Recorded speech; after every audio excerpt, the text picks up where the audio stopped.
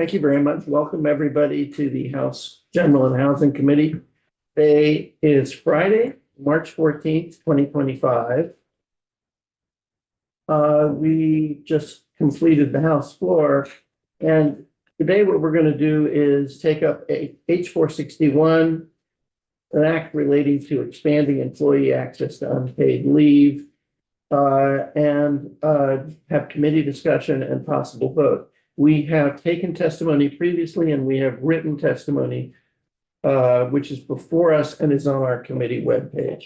What I would like to do, because of its importance, just because we haven't had all that much testimony, I would like to give committee members a minute or two to just read, a few minutes to read the Mosaic testimony.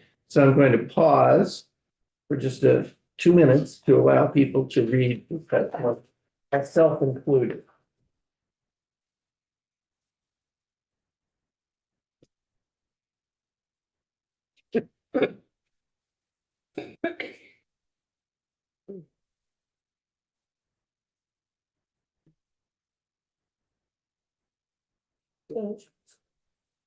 We did, it's updated.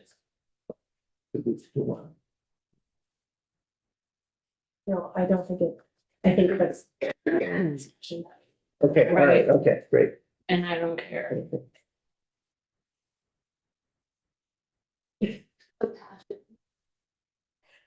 All right.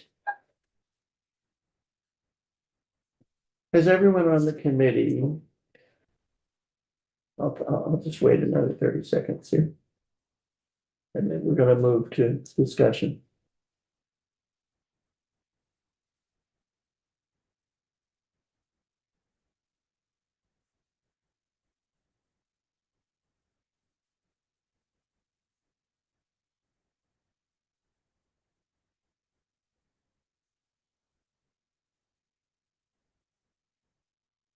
Is Sophie like around though, if we make an edit? Not till we have to do. Yeah, So we they're all could afternoon though. vote then. We have, we're blocked out in the afternoon. But We we could. Can't we vote pending the final draft? No? We could probably send her requests to the edit, and then the minute she walks in, we can vote. Okay. If she brings some new edits. So let's bring this now to discussion. Committee, floor is open to everybody.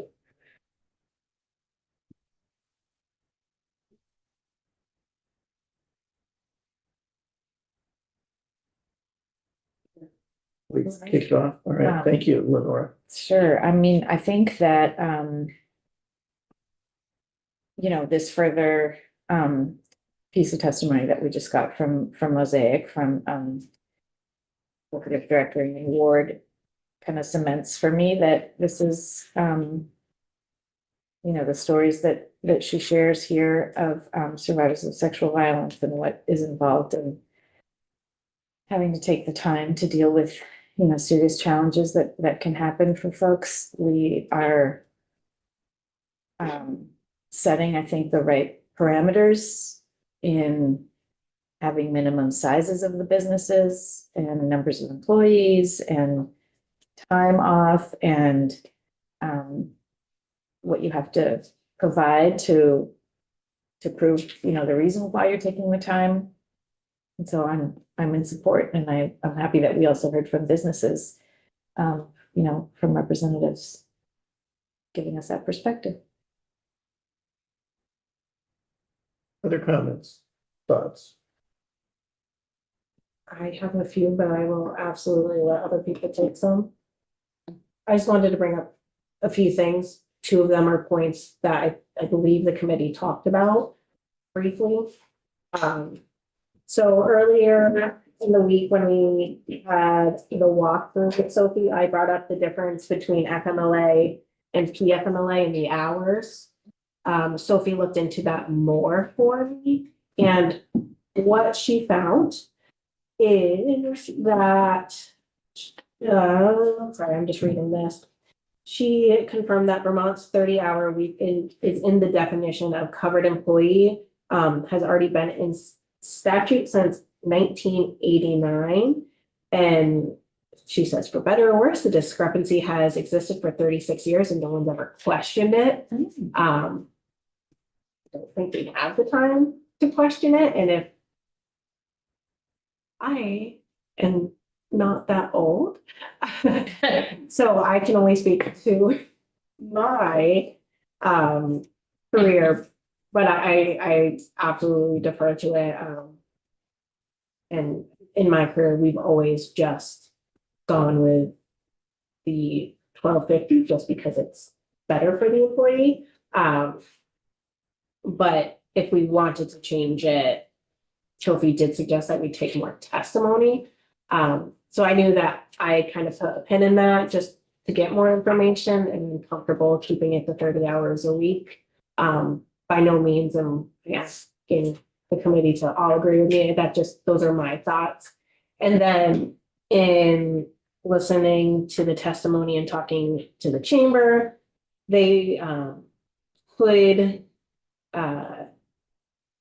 they asked if we would be interested, or they were concerned about covering bereavement for 2 weeks, and was wondering if the committee would be comfortable with 1 week of bereavement. And that's not to say that employers couldn't offer more. I think most employers do offer more. Especially, I think, Rep. Charlton, you had said as an employer, you've offered more than that, especially for small employers, which we know a majority of Vermont is. So I just wanted to bring that up for this conversation, just to be mindful of those two conversations. Okay, just as a point of clarification, in the bill, it's currently 2 weeks. Yes, Up to. the last version that we've gotten. Right, bereavement leave, yeah, Yes, that Sophie did the walkthrough on. right, I wasn't here, yeah. Was there any evidence that was dispositive for them, that they would be in support of the bill with that change? Oh, that was, I don't think either way it mattered, but I'm comfortable with if folks want it. I am not wedded to that piece. If that, whether it's 1 or 2, doesn't change it for me. If folks feel more comfortable with 1, we can change it. Mary, I personally, having been through a number of close family bereavements, 1 week is not enough, especially if you have to travel. I definitely am supportive of 2 weeks. It certainly is an improvement over 3 days. But I would prefer to leave it in, and I support this bill. point of information, is a week defined? Is it 5 working days? Is it 1 calendar week? What is That is a great question. I mean, if we said 10 working days, is that? That might be a better option. Do you want to speak before I answer that? Yes, because I mean, some people work 6 days a week. So in my, yeah, Or 7. in capacity, I would say my recommendation would be the 2 weeks would be, so if you are part-time, and this is actually bringing up a concern that I have, is to be eligible for this, you have to work. I'd have to look, I would have to go back and look real quick whether the eligibility for bereavement is different. Because if you work, let's say you work 3 days a week, that is your week. Would you then be eligible for 6 days? Or would you be ineligible anyway? So that might be. And I don't know if we're getting into the weeds either, like in complication. That might be just found somewhere else. Yeah, because it's my understanding that we're not, again, reiterating that we're not changing what we currently have now. We're just adding those 2 extra categories and changing the definition of. So the only change here is that bereavement is not in PFMLA. And so I would just say we want to look into, unless it's for, you know, somebody passes because you've been, not because you've been, but you've been taking care of somebody with, let's say, cancer, and then that could be included in that. But it often isn't. Well, employee is defined, and this Yeah. isn't, language is not changed. Employee is defined as a person who works an average of 30 hours per week. So if you work less than 30 hours. You're per just not week, eligible. You wouldn't be eligible for Right. bereavement. So I would say that any employer reading that would say if you work for, I'm really bad at math, like 4 full days and it's over 30 hours, then you would get eight days of vacation or bereavement. I think most employers would read it that way. Where is the bereavement section? Help me out here. I'm sorry, I suffer from not having been here when this was. Find a copy of Oh, that. here. So bereavement could be. Well, bereavement is defined, I guess. But that's not the operative section. Bereavement leave. It occurs more than any bereavement leave. Yeah, so it's taken related. No, it doesn't define, that's not where it's defined, but it's clear that bereavement leaves means an absence that occurs not more than 1 year from the family death. So in Yeah. other words, someone doesn't need to, the time doesn't start running upon the death of the spouse or survivor, whatever. And so the section that defines its duration, let's see if we can find that. It is on. Yeah, I wish Sophie was able to be here. Yeah. Let me just see here. Well, we can, Well, but I think we want to get to the point where we can give her instruction. So these are all definitions. So I think that could, I mean, that's something that we just put a pin in until we get Sophie. So are we keeping track of your question? Yeah, Okay. So one, but I think we need to discuss this a little, but so just a second here.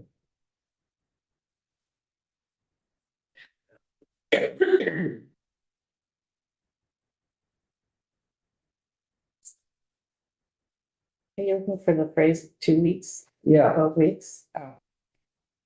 looking for the 2 weeks. Which would mean, where is the second? okay. It is page 8, line 6 through 8. During any 12-month period, an employee may use up to 2 weeks out of the 12 weeks of leave available pursuant to Division 1 of the subsection for bereavement leave. Right. And we don't know the definition of week. We could say as a compromise, up to 10 working days, but I think No, that's a well, technicality. But that's what I'm saying, we're making this too complicated because it's already in existence. We're not defining what a week is. Right, That's not up to us. We're just adding 2 categories, bereavement and safe leave to the existing and not defining what a week is. okay. So my question for the committee is, where do people stand on 1 week versus 2? Mary has said that she prefers 2. 2 weeks. Others? I think as long as the language is up to, I mean, because it makes total sense if you're doing the planning and you've got to travel. You may not need all that time. So up to 2 weeks. You're going, You're okay with up to 2 weeks. yeah, Others? Yes, I say up to 2 weeks because if you're executing in state, you have a lot of court dates that you have to appear in person for. And it's, yeah, it's, okay, I'm hearing the sense of the committee is, though there is an argument for 1 week, that the sense of the committee seems to be as a whole in favor of continuing with 2. Up to. Up to 2, right? That's what the current. Yeah, that's what it Alright. says. So is there any other comment by a member of the committee? If not, what we will do, is there other discussion? Yes, My comment is, I think a good way of looking at this, and I think Rep. Krasnow has said this, but I also just want to reflect what she said. To me, this bill is righting mistakes that we often see language, or we as legislators look at language and how to make bills that we've already passed stronger. And that's really how I'm viewing this bill as somebody who works in the field of HR, who deals with leave every single day. We're just ensuring that Vermonters, regardless of identification, are able to take this leave that they are owed. And in 2017, we protected victims of crime in a protected class, and I think this language in this reflects that as well. So like I said, we're writing mistakes and loopholes, or closing the loopholes. Elizabeth. I have mentioned this to you before, but I think that we should add in a category for people who have experienced a disaster. If your house burns down, or if you're walled by a flood and you are made put in dire straits, that there should be you should not have to rely on the generosity of your employer, but instead have the right to take mitigation time.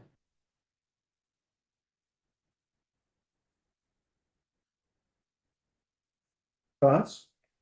I mean, we're at the point Yeah, now where we're we're at- giving instructions. I'd like us to leave this meeting here before we adjourn for lunch with clear, so that we can give clear instructions to Emily. So here's Sophie, I'm sorry. Can we? I think oh, sorry. Well, I think I just like discussion on Well, that I point. do support that as a concept, of course. I do. I want to be cognizant of the most important piece of this bill, in my opinion, is making sure that people who are my constituents and all of our constituents who have LGBTQ and things and family structures that may not be acknowledged have that equity and bereavement and safe leave. Again, it's not like just because those have been kicking around for a while, but I don't know if I want to open the box to continue more things at this point, when again, we work in a time constraint process, and that could add a lot of, yeah, that could add more constraint to the bill. So are we having, I'm confused, are we having Sophie come in to make other, No, we're not having Sophie's, Sophie come in to make other changes? we're having Sophie come in to draft, to create a final version of the bill that we can vote on today. And I would like to vote today, that we can vote on today. And so we are discussing issues so that we can give her clear instructions on what to do. And you have proposed adding, I mean, the bill currently expands eligibility and it adds safe leave as a, so essentially the question is, and I guess I'll start with you, is the question is, at this time in this bill, should we add suffering a natural natural disaster or something like that? And I'd like I mean, I Also don't the even know committee. how we would like then define that and like take testimony on that. If there was an existing definition of Right. that situation, it would be simpler to add it in. The definition part is I don't hard know for if you me. can adequately create the definitions for that if they don't already exist. I mean, they do common sense. But I that's a don't- Sophie question. I don't know if it's somewhere else in statute that's where it defines a personal disaster, natural disaster is this, blah, blah, blah. Because if we had a reference to it, it would be well, it would be almost a one-liner to have it. I don't know the answer. And we can straw poll that too. Right, I won't be supporting it. I understand. I'm asking for discussion on it right now.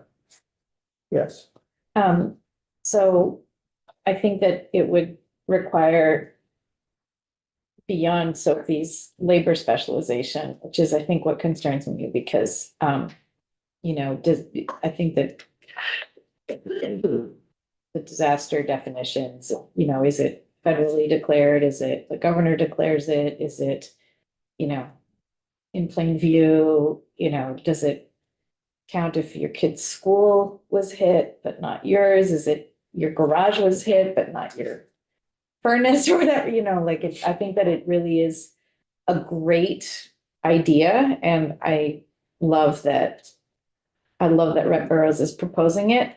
I just wish that we had time to do more. Just so you know, it is part of FMLA already.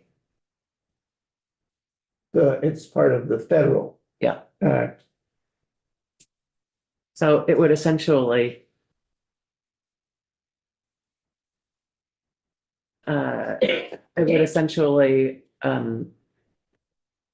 allow these other categories to qualify for what FMLA already provides.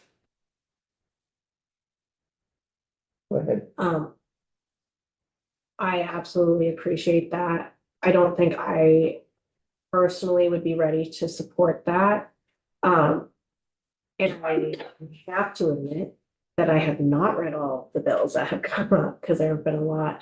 Is that something that could be put on the omnibus flood bill? No, Okay. it's not. I have already Made the rounds. made the rounds on it. Okay, Those are all really technical, small insurance or reconstruction related or FEMA related bills.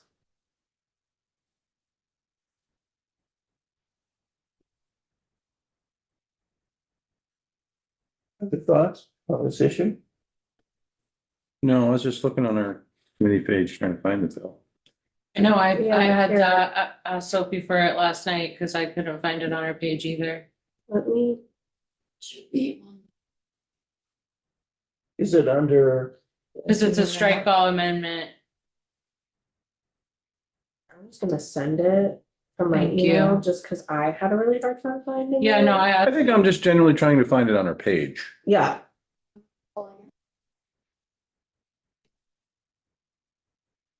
is it because it's associated with one of the pieces of testimony that's weak? It's I don't know, not. I couldn't find it last Yeah. night. And I emailed Sophie and she sent it to me, but yeah, I couldn't find it last night. 461. So just, It's right. It's on the list of bills in and But I out. don't think it has the strike, it doesn't have It's the the. short form. Just the short form, only the short form is there. Okay, I'm sorry, Joe, did you? no, I was just gonna say just doesn't matter what bill it is, the idea of transparency and openness of meetings such as ours on bills that aren't even available to the public. Doesn't matter what, that's nothing on the bill. Don't take it that way. It's, I mean, It's just not transparent. Well, no, I don't, that's not a, which is like how do people write in about bills that, where'd they access the bill from? it's somewhere, I'm not a tech person. I mean, either. So I'm asking to find it on our page. So on the bill part of it, I'm not comfortable if it only says natural disaster rather than personal disaster as well. If you have a house fire and you're not able to stay in your house, that's just as devastating as having a flood. Yeah, that's why I think it's getting a little complicated. Maybe that's a bill in itself. Right. Totally. Did you have a comment? Well, no, I mean, I don't know if the community's different, but, you know, we had, you know, a friend that had a house fire and I mean, the church came, not even a church that they went to, the church came to help them. And people just donated stuff to them, you know, someone that had like a storage unit, you know, if you want to store anything, just store it there as long as you can. I mean, we gave them a place to live until they could find a place to bring their whole family. And I mean, I just feel like people do help other people in disasters like that. It happens in the flood.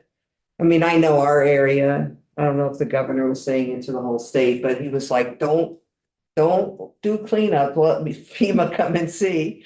And, you know, people were out there just helping other people get, so they could, you know, handle what was going on. I mean, I do understand having some time off, but yeah, I think it's a whole nother bill.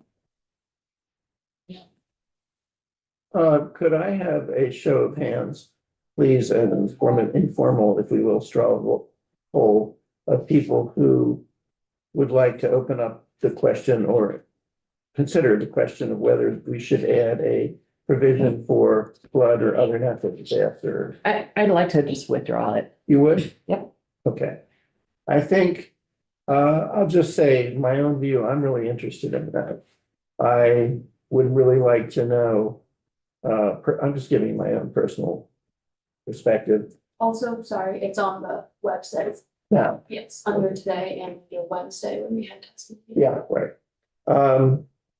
That's important. Thank you.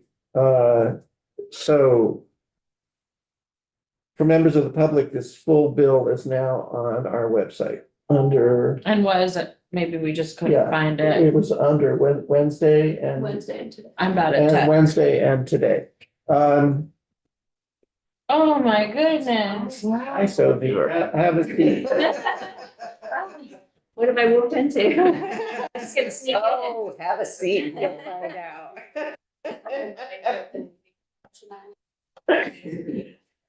Were your ears ringing? No. Your name is being Yeah. tossed. What I was going to say is, I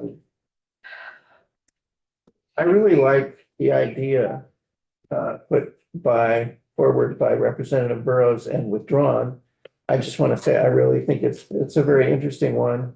As always, of course, the devil is in the details of how these kinds of things are defined. It's a slippery slope. I'm very sympathetic with the fact that I'm not sure that today is the day that we have time to address this, given and what the intention of the bill is. But I am curious, and curious enough that I just would like to, with the committee's indulgence, since this is withdrawn, I would still like to ask Sophie a question. Which bill are we on? Yes. 460. We're on 461. And it's a question that may not have relevance to today's debate, but nonetheless want to ask it. Just to update you, we've had discussion so far. There was discussion of whether the bereavement leave should be reduced to 1 week instead of 2 weeks. And after discussion, it sounds to me like it's the clear sense of the committee that it should stay at 2 weeks. Up to. So up to 2 Up to. weeks, yeah. And that's what we have right Yeah, now. so there's no change there. Elizabeth raised the issue of whether she indicated that the federal, if you don't mind my asking, Elizabeth, the federal bill, FMLA defines natural disaster, someone who has suffered a flood or their house is burned down or something. And I'm wondering, just out of curiosity, if happen to know what that definition is? I don't, I could look and see if I have it in my stack here. Well, you're looking, otherwise, I believe, am I right? Correct me, members in the committee. We haven't had in discussion any other proposed changes to the bill, is that correct? All right, Because we agreed not to reduce. from 2 weeks to up to two, to up to one, right? So I don't see it listed. Was that something that was added very recently? No, we're not adding it. She, No, to the federal medical I can't family leave act. find it in it. Rep Rose mentioned that it was in there. Well, it's not, what is in there is, mental health leave related to a, disaster, but it does, the point being that it does define what a natural disaster is. It's a natural disaster. Okay. That's just something at this point, I would like, I would request that, Sophie, if you could just, and this doesn't have to happen right now, could email the committee that definition of natural disaster. Okay. Good morning. So what we've been doing, Saudi, we have been, that's okay. Don't worry. We have been discussing. She said she's. She said she's Have you been listening? Okay, Yeah. so you're up to speed. Yeah. Wow. I'm impressed. Modern world. Yeah, you never know who's out there.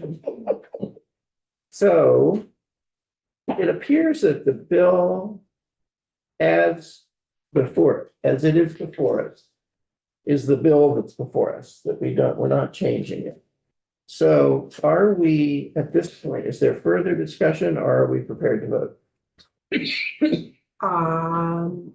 I think my recommendation might be, because we had issues finding the bill, that maybe we give everybody lunch just to read it through. And make sure it's something they can either support or not support, but I think that might be beneficial. Let's do that. Okay, so in that case, we will take up a vote on this bill immediately following lunch. So Sophie, is there anything you need to tell us? I don't want to depart until everybody's ready, since it's a little early. After lunch, we will first of all do a formal vote on this bill. Then we will take up H206. 106, thank you, which is the bill, I should stop even referring to these by bill number. An act relating to selling real property within a FEMA mapped flood hazard area. Right. And that bill was as originally introduced. So you know, as originally introduced, I'm gonna refresh your memories. It's a bill that's trying to correct what was viewed as a problem with FEMA's flood maps. The bill imposes on the seller of real property, not the real estate agent, the seller of real property, an obligation to inform the buyer whether they have, whether the property is listed on the FEMA flood map as subject to flooding. The problem is that it turns out that there are areas of this wonderful state of ours for which there's no FEMA flood map. And for a lot of perhaps of sellers who are not particularly computer literate, actually, you don't have to be that illiterate. You can't find the FEMA flood map. And so the original bill, which is, as it was introduced, simply eliminated that requirement, the FEMA flood map, leaving, you did have to inform the buyer if it had been previously flooded or if you had flood insurance. The concern I expressed to those who were advocates for the bill was, I completely understood, and this is just me, was that the problem is that past flooding is not necessarily a good predictor of what's going to occur, given the way climate change We was. found this on web. Yeah, I know. I had to shut my computer off during this. Siri was talking to me, or whatever, Alexa, whatever. Anyway, Google. yeah, so I wondered whether, I was a little concerned that I wanted something that would put the buyer on notice, hey, there might be a problem here. So Peter went back and thought about it and talked to people and came up with what he viewed as possible compromise, which is that there would be a checkoff. And it would be, yes, it's subject to flood mapping, no, it's not, or I don't know. And if those of you are familiar with the checkoff that you always have the I don't know. And I felt that that was good. I just want to tell you, because at least it gives some notice to a buyer. I don't know whether it's on the FEMA flood map. There may be an issue here. Which is the most you can ask, that it's giving some notice to the buyer, and the buyer's realtor hopefully will perk up. So a buyer might say, gee. So anyway, I think what we're going to see is, so Peter, sorry, I can't remember his last name. Tucker. Yeah. Peter Tucker sent some suggestions as to language to Cameron. And Cameron will come and tell us what he thinks, and possibly with some revised language. That's where we are on that. But we're going to start, Sophie, with a vote on this. It might be a good thing if could you be here at 1 o'clock? Yeah. Just to be here, so in case there's any last question, I have a question before we break, please. which would be, I'm just looking it up, but I haven't gotten there yet. When we passed that flood disclosure thing, there was also mobile home parks, renters of property stuff in there, I believe. Wasn't there? This is on which? The flood disclosure from Act 181 that we're amending. The FEMA map requirement. Yeah. Is there? Didn't we require other people to do it as well, not just sellers of it? Could be a John Gray question. You mean prior action? Because we haven't acted on. The 191 is something. What we're amending from a law that we passed last year Right, also included other stuff. yes, we're not amending that to my knowledge. I'm wondering if all three of those should be amended, because if the problem is the maps aren't there and we're requiring the map for all three of them. Should we amend all three? parts? Right, just that not make, sure. no, that makes sense. So who would be? John Gray. Or Cameron. Cameron, I think John wrote it. 180, Act 181. Black and 81. Oh, No, that's a good Let's see what I point. find, yeah.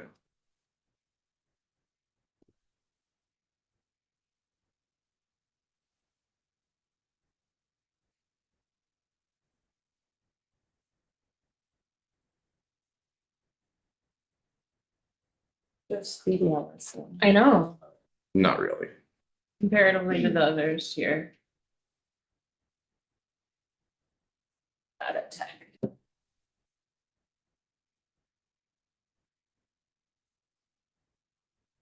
That one, scratch. Yeah, no, that's hard. And then we have a new ledge council for housing as well, so trickier to ask if Cameron doesn't know, Well, we can ask Cameron by either. Research it. or John. I'm emailing. Thank You're welcome. you. Good catch. John and Kim. She's on it. Like a champ.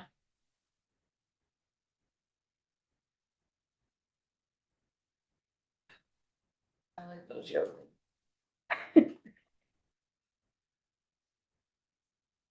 Tried this little bit. Whole thing about you.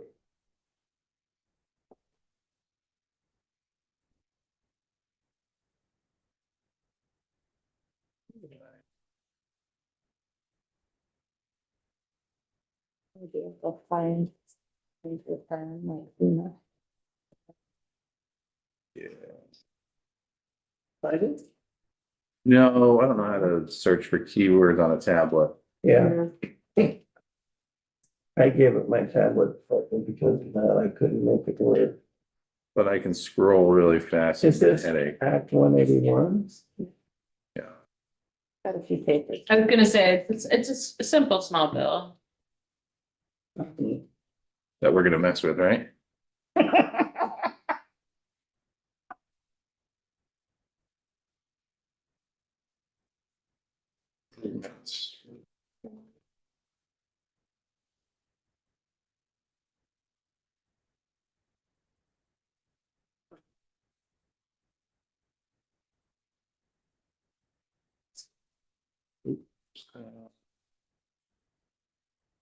Disclosure. Yeah, I don't know how it's, can you search it? Flood net? It's not just your tablet. Okay. Oh, Oh, this will be.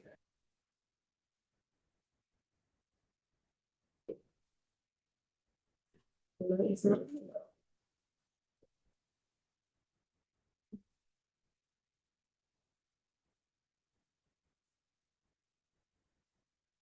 Well, I'm just an idiot.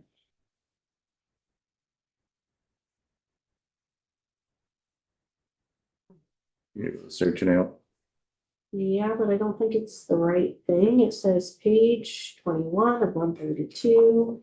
Act 250 disclosure statements, jurisdictional determination. With respect to the partition of division of land or with respect to an activity that might or might not continue, constitute development, it's It's not that.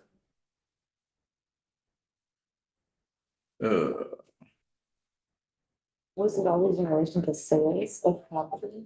It was mobile home parks, if you're gonna be selling somebody a lot. So wouldn't this apply? I mean, Or renting is them this a the lot. sale of any real Or- property? yeah, And So it rental. would- I understand. I think the mobile home park thing was its own carve out. Something, okay. because I think it always is. Yeah, the mobile home I parks. don't always their own have- thing. Let's see here. Let me look.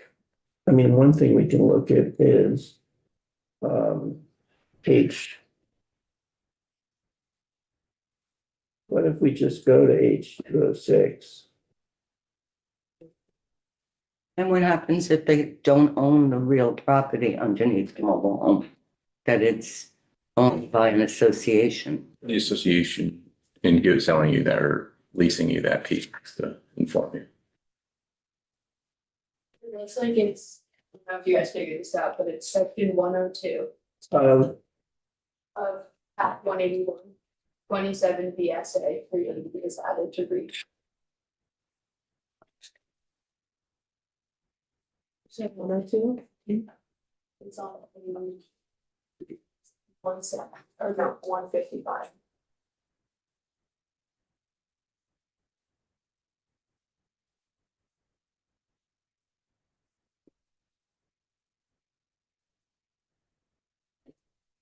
Say again, one more time, where is it? It's section 102, page 155. There's only 132 pages.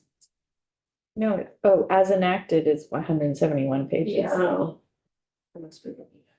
Yeah, Unofficial. you go on to I the wonder- website, change the section to last session. Yeah. You said 132?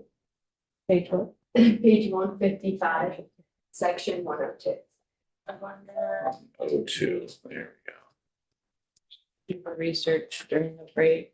Okay, well, why don't we know that we're gonna vote on final discussion and vote on on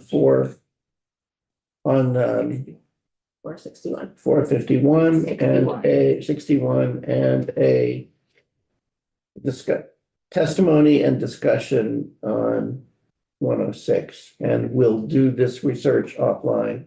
So we're in adjournment.